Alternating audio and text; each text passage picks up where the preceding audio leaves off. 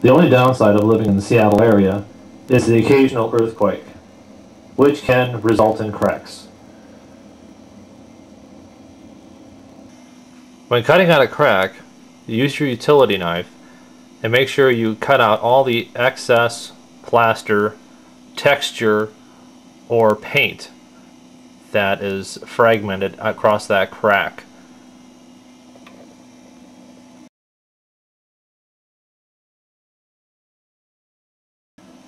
After you're done with your utility knife cutting the crack back, take your 6-inch knife and scrape off the excess material.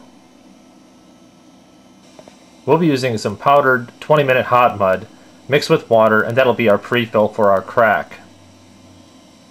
After mixing your hot mud thoroughly, use your 6-inch knife and apply it on the crack. Make sure you wipe all excess hot mud off so it can dry.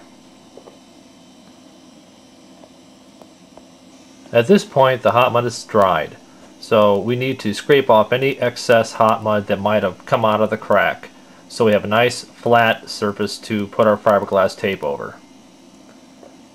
Installing fiberglass tape on cracks, I like putting a double layer of fiberglass tape. Gives it a little bit more strength, as well as fiberglass tape lays a lower profile than paper tape, so when you float out your patch, you don't have to coat it out as far.